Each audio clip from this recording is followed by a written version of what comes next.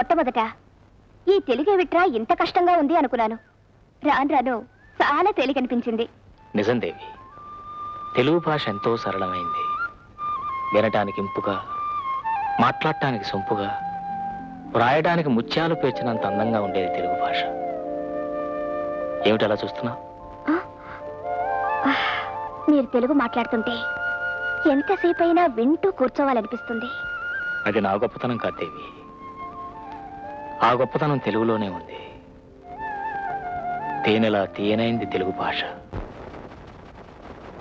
దినదినము వర్ధిల్లు తెలుగుదేశం, దీప్తులను వెదజల్లు తెలుగు తేజం.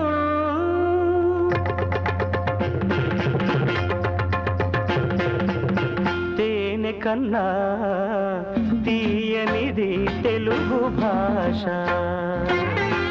తేనె కన్నా తీయనిది తెలుగు భాష.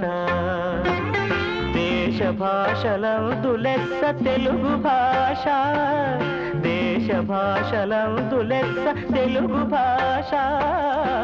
తేనె కన్నా తీయనిది తెలుగు భాష.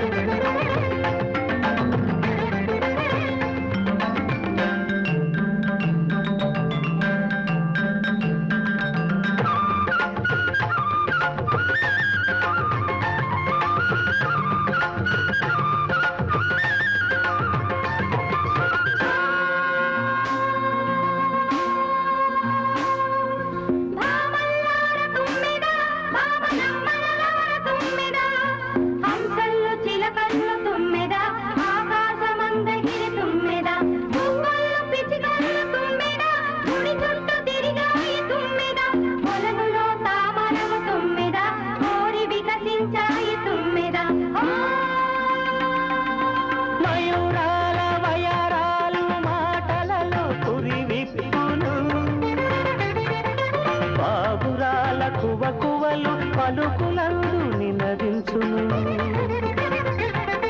మయూరాల వయరాలు మాటలలో పురి విప్పులు, పావురాల కువకువలు పలుకులందు నినదించును.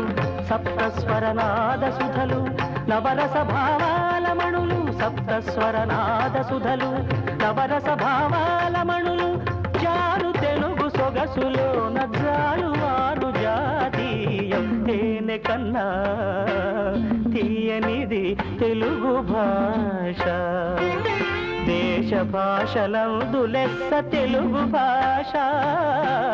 తేనె కన్నా తీయనిది తెలుగు భాష.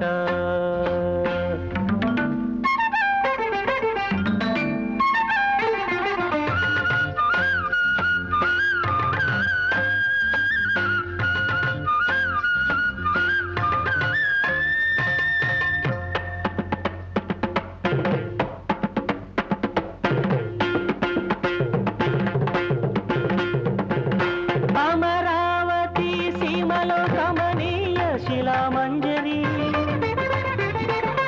రామప్ప గుడి గోడల రమణీయ కళారంజని.